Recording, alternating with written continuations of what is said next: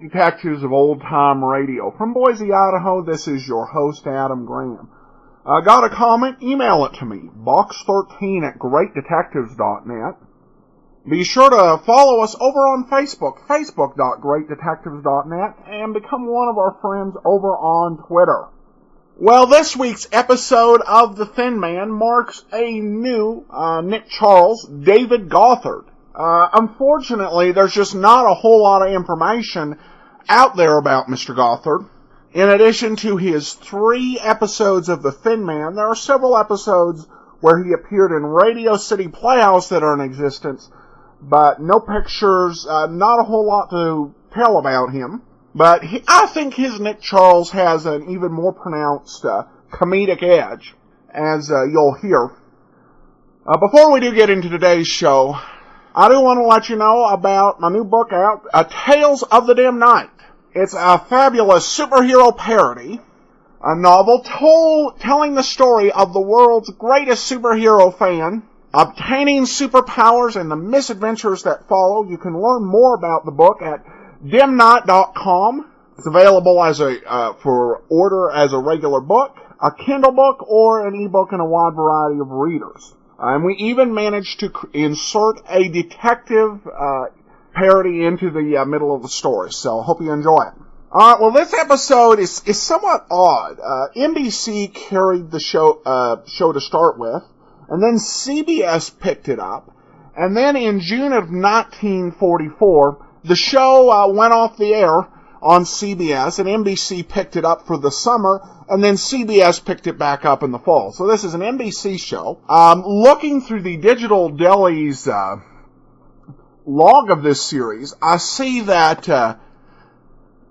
this actually references the very last episode of the 1944 CBS season, where Broadway actress Shirley Booth appeared on the show. So let's go ahead and we will take a listen to it. It's The Case of the Glamorous Clue.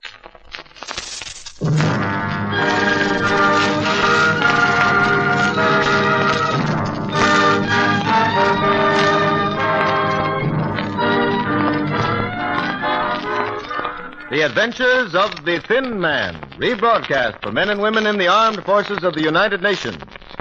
The Adventures of the Thin Man, starring Claudia Morgan and David Gothard.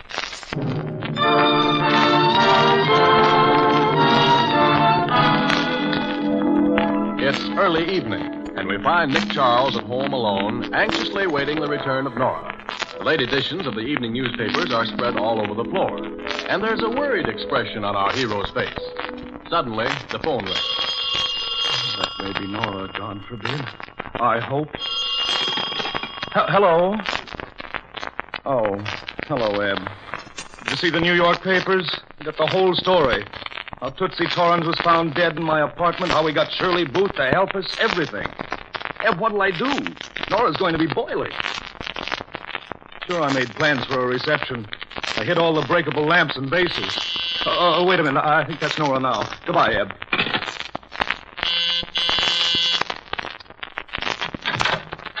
Oh, Nora, darling. Oh, am I glad to see you. Welcome home. Hello, Mr. Rat. Oh, so you've seen the evening papers. Sweetheart, I can explain everything. Really? Just how'd the corpse of one of your old girlfriends get here? And why'd you find it necessary to get a beautiful Broadway actress to help you solve the case? You must mean Shirley Booth. Well, she just... It's a lie, every word of it. But you didn't even hear my explanation. I can tell when you're lying without even listening to you. Where are the lamps? I hid them. Now, where are the vases and the dishes? The same place the lamps are. Oh, lying isn't enough. Now you're trying to frustrate me. Wait till my luggage comes up. Oh, that must be Gilbert with my bag. Gilbert? Uh-huh. He slept in the upper berth. Open the door, dear. Hello, Nora. Gilbert, dear. I'd like you to meet Nick, my spouse. Spouse? It's a new word I just invented. It means a husband who's a low grade of parasitic insect. How do you do, Nick? As well as any spouse can. Nora, what'll I do with these bags? Would you be a darling and put them in your bedroom, please? Sure, I'll be glad. He's rather good looking. Good looking. Gilbert's sensational. He's a Sinatra with health, a Boyer with hair, and a Gable with small ears. And what's more, dear, he's soul. Mm-hmm. I've invited him to stay with us for a while. Nora, are you doing this to get even over that Shirley Booth business? Why, Nicky, darling, you know I'm not the spiteful type. No, of course not, dear. But you do have a wee bit of jealousy in your nature. Jealous? Me?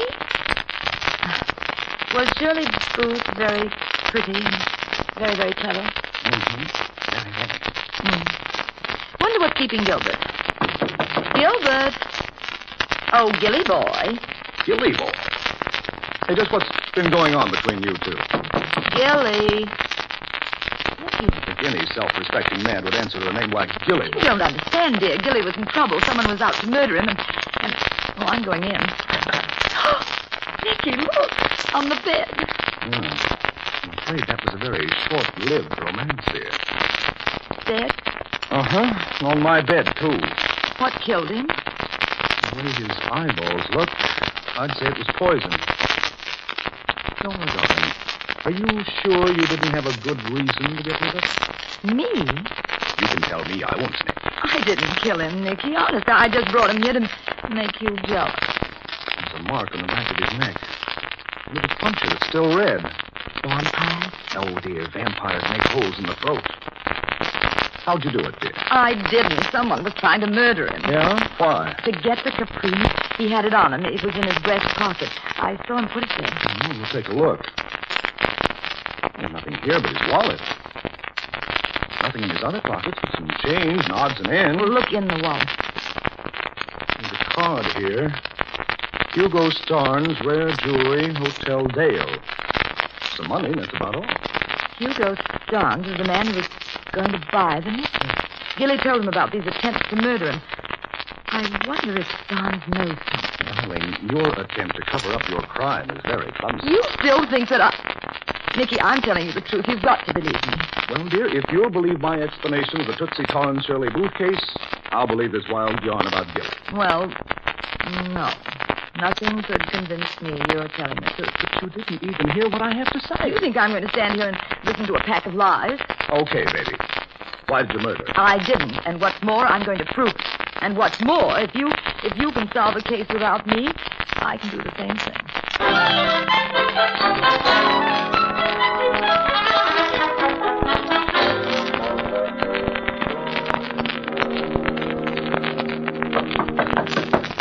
Come in.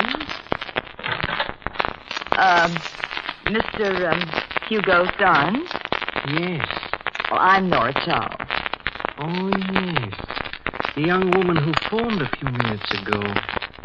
So Gilbert Rogers was murdered in your apartment. Yes, Mr. Starnes. Oh, great pity. A fine man. Did you kill him? No. I thought you might know who did. Oh, you're a charming little liar. Where's the necklace? I don't know. I'll pay a reasonable price for the necklace, no questions asked. Very beautiful. Thank you. Here, let go of me. I adore beautiful objects, Mrs. Charles. I find it difficult to keep my hands off them.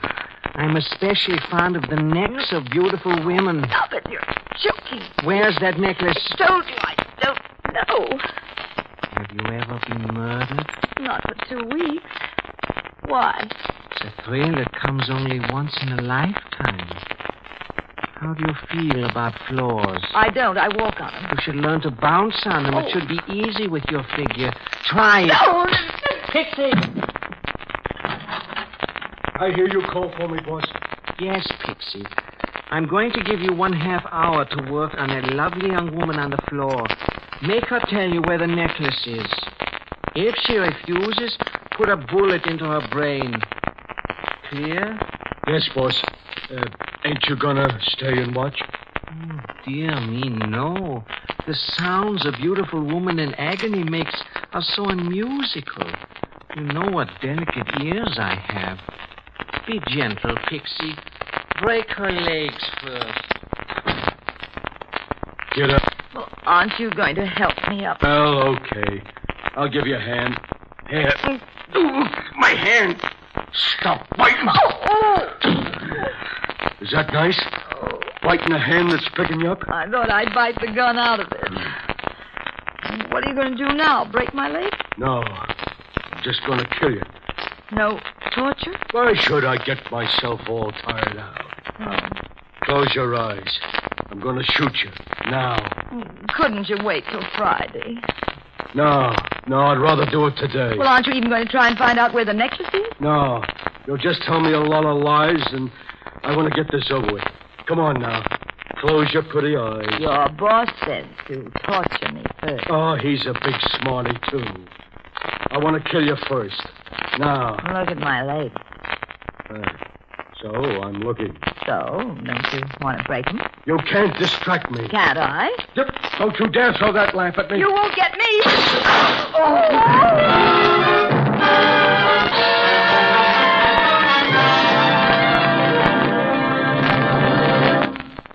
We'll be back with Nick and Nora Charles in just a few moments.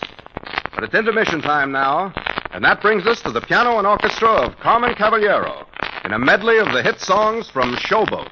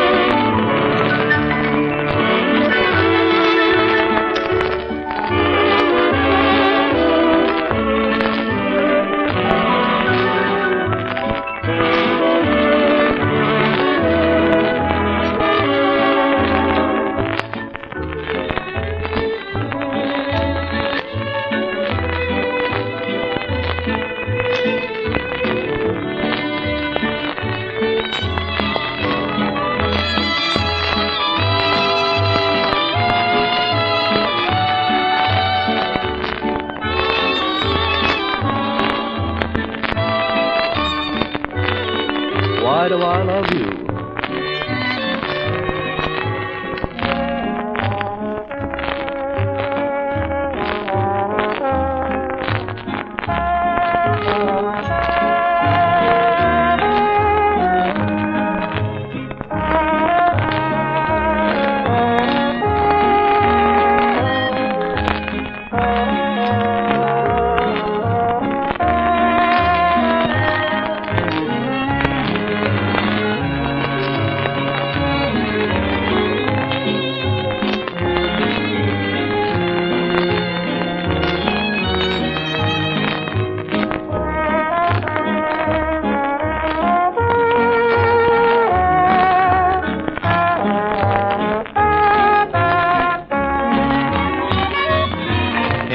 Loving that man of mine.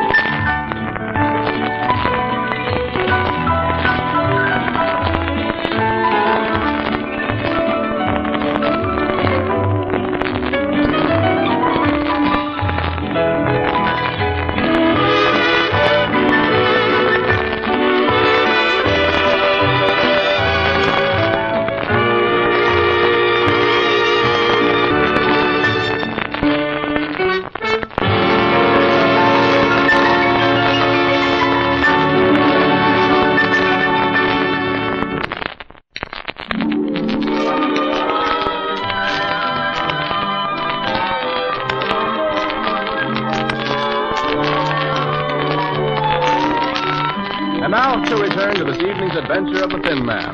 We left Nora in the clutches of a man named Pixie who was going to murder her. Nora threw a lamp at him. The man pulled the trigger of his gun, and we heard... Oh, dear, I must have hit him. I've got your gun now, Miss Pixie. Get up. Go on, get up. Mr. Pixie. Mr. Pixie. Oh, this is awful. Oh, dear. I'm hoping it's okay.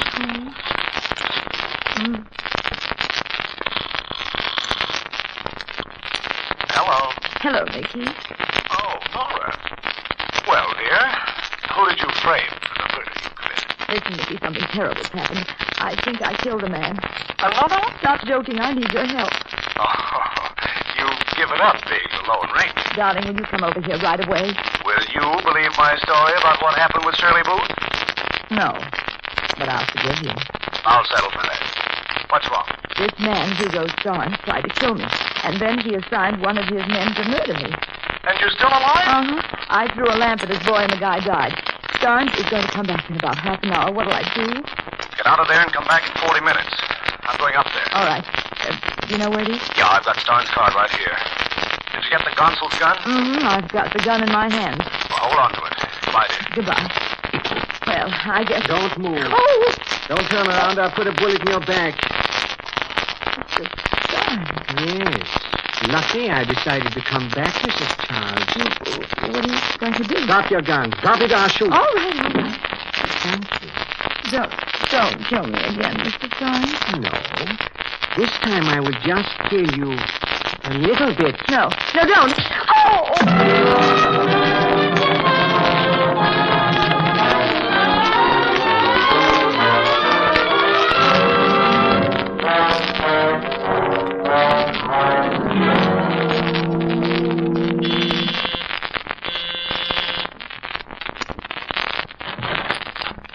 Nick Charles? Yes?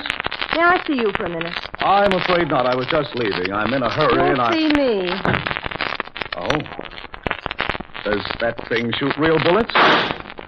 What do you think? You better put that away. One of us may get killed.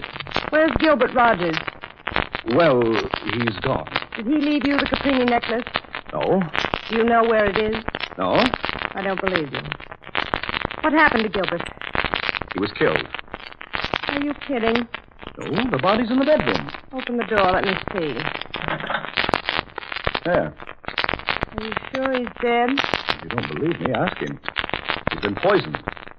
Did he suffer any agony before he died? He must have. You can see how he ripped his collar open. That's good. Who are you? And his wife. Such touching devotion. He was a rat. Did you kill him? No. Do I look like the murderous type? Yes. Where's the necklace? I told you I don't know. You're a liar. How can you tell? We hardly know each other. Oh, don't do that. You'll wake him up. Maybe that'll help you to remember. Where is it? In my wife's powder box. I'll get it. Okay, here. You want to see it? Yes. Oh, my eyes! And I've got the gun now. Get up, Mrs. Rogers. You got me all full of powder and it isn't my shade. What's the idea? I want that necklace. It belongs to me. You know who killed him? Yes. Who? The necklace. That isn't funny. There's a curse on that necklace. Whoever has it dies. Why do you want it, then? Do you think you'll look cute in a halo? I want to sell it. Originally, it belonged to me. He stole it when we separated. What are you going to do with it? Hold on to you until I find out if you killed him. Suppose you let me go now. You can hold on to me later. Are you kidding?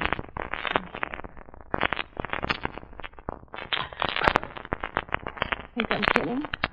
No. Come on, we're going places. This is so sudden. Where are we going? To a hotel room to meet my wife. You louse. Correction, louse. What's that? A married louse. Let's go.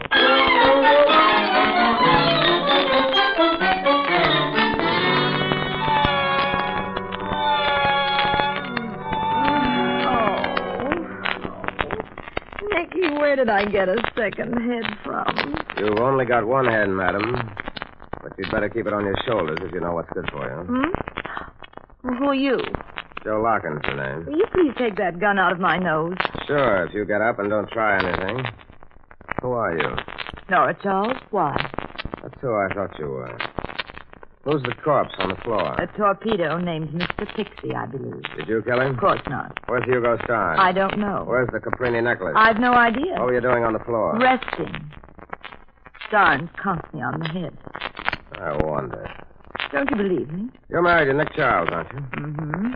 Any dame that's married to him has to be a good liar. How can I get in touch with Gilbert Rogers? It's very simple, Mr. Larkin. Take the gun, put it to your head, and pull the trigger. You mean Rogers is dead? Murdered. Who are you, anyway? Never mind. I still think you know where that necklace is, and I'm going to find out. Are you going to kill me? Maybe. First, I want to see if you've got that necklace on you. Oh, really, Mr. Larkin? I couldn't hide anything that doesn't belong to me under this dress. You can see that for yourself. Yeah, you're right. Okay, what did you do with it? Nothing. Don't give me that. Please, be careful with that gun. Nicky. Don't reach for any gun, brother. I'll let you have it. Oh, you don't. Okay, don't get with it now. Nice work, Nora. What'd you hit him with? The telephone. Well, you better pick it up, dear. I'll take his gun. Number, please. Oh, excuse it, operator. I've made my connection. Goodbye. Nicky, who's the dame? Gillay's wife. Oh. Mrs. Rogers, how do you do? I could do better.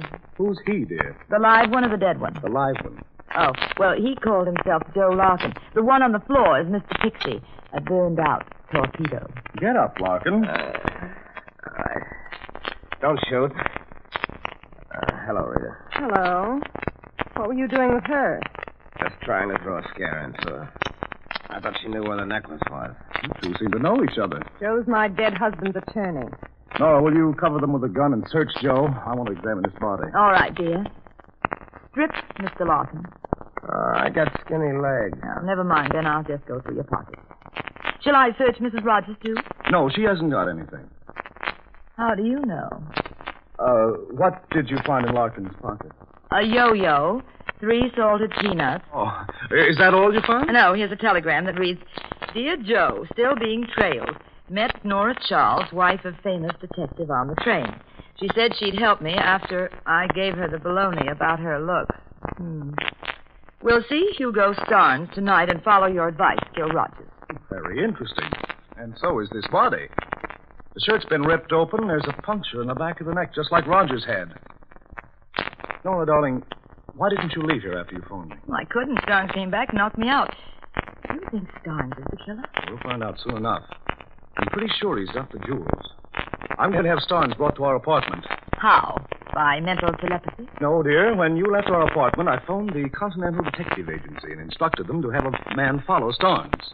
They're also checking up on other angles of the case for me. Just phone the Continental and have their man pick up Starnes and deliver him to us.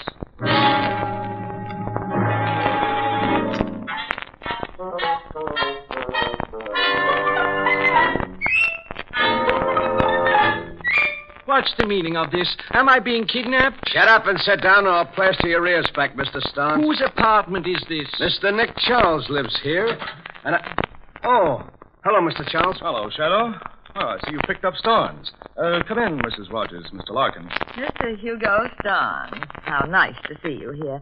Do you know these other people? Never saw them before in my life. Shadow, did you search him? Yeah.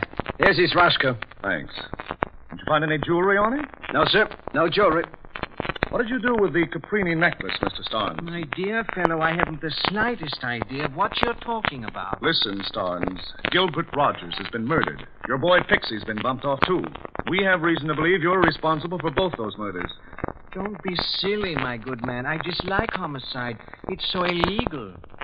But I do know who killed both those men. Who? It was your wife, Nora Charles. Oh. How did you find out, Hugo? You were the last person they both talked to. That accusation will stand in a court of law sooner than your accusation against me.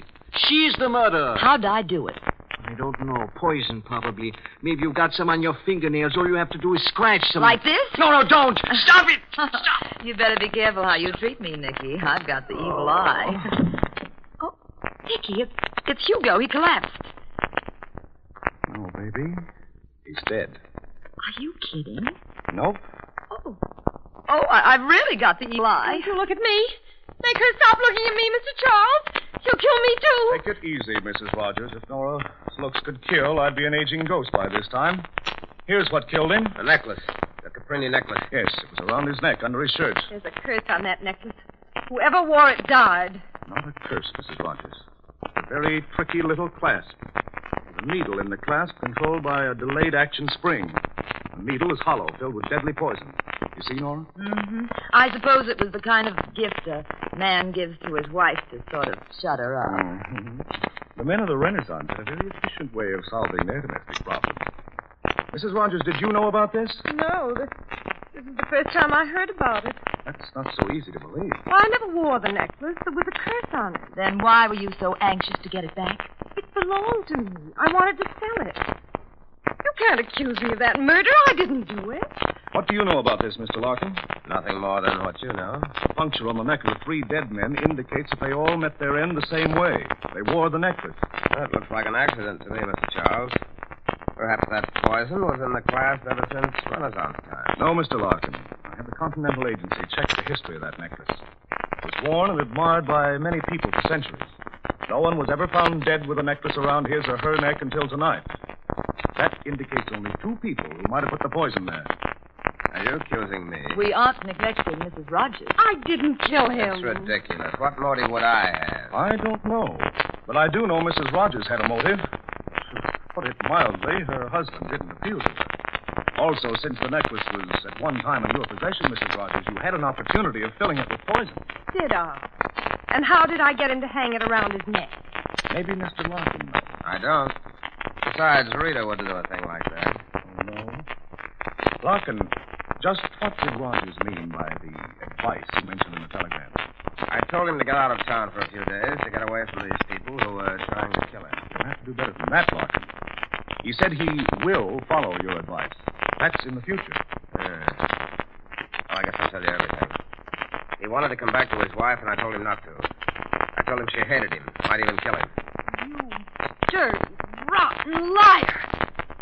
I'm not going to protect you any longer. But you told me you hated him enough to kill him. That was just an expression. You know that. I didn't know you were advising him.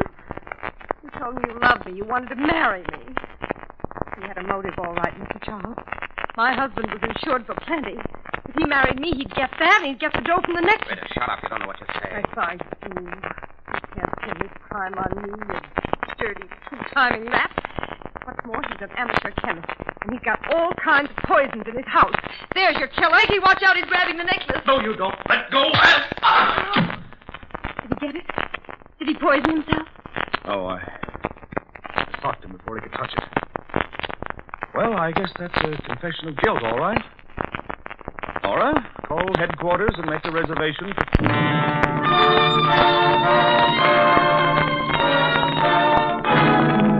And now for the solution of tonight's Thin Man adventure. Hello, darling. You're just in time for breakfast. Sorry I had to stay at headquarters all night, dear. A little time to wear Larkin down. Did he confess that he put the poison in the clasp? And that he advised Rogers to wear the necklace round his neck? Yep. He told him to do that in order to keep the necklace hidden. Larkin got the idea of murdering Rogers when those attempts were made at his life. The police knew about them, and Larkin figured the cops would blame Hugo Starnes. I guess the whole plan went cockeyed because Rogers met me on the train. Right. Pixie trailed Rogers here from the station, sneaked into our apartment, got into the bedroom, and saw Rogers there dead. He searched, found the necklace around Rogers' neck under his shirt. I guess he tried to double-cross Hugo by not giving him the jewels, and that's why Hugo tried to work on me. Right. And poor Pixie thought he was being very smart by hiding the jewels around his neck. He didn't know they were deadly. When Hugo came back while you were on the phone, he saw Pixie lying there. Must have noticed the jewels shining through the opening of Pixie's shirt front. So he caught me on the head and took the necklace.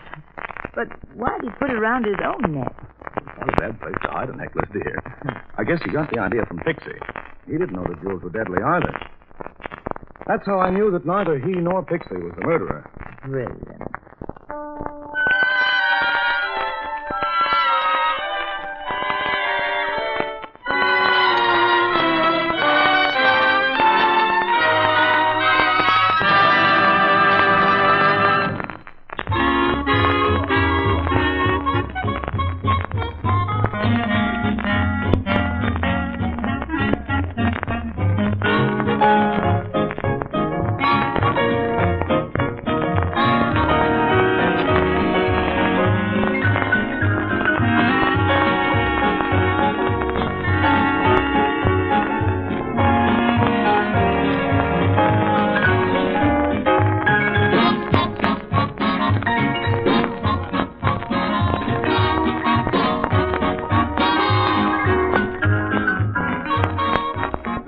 This is the Armed Forces Radio Service.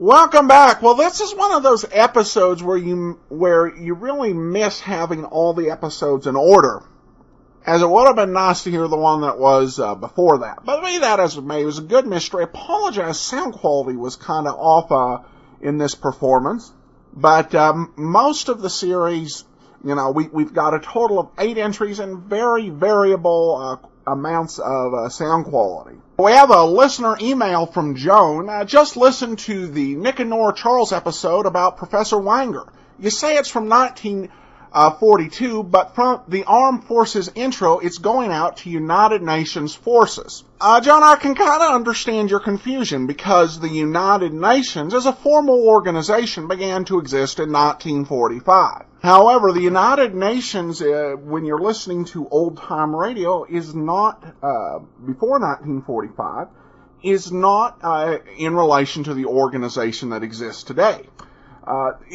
There was a document called the Declaration of United Nations, signed by 26 governments, and basically a declaration of their goal of obtaining total, complete victory over their enemies, as an essential to defend life, liberty, independence, and religious freedom, and to preserve human rights and justice in their own lands as well as in other lands. So basically, the United Nations during World War II was synonymous with the Allies. So this went out to all Allied forces, and what was from 1942. Thanks so much for the comment, and I hope that clarifies. Alright, well, we will be back tomorrow with Nero Wolfe. It's our first episode with Sidney Greenstreet. For now, though, if you have a comment, send it to box13@greatdetectives.net.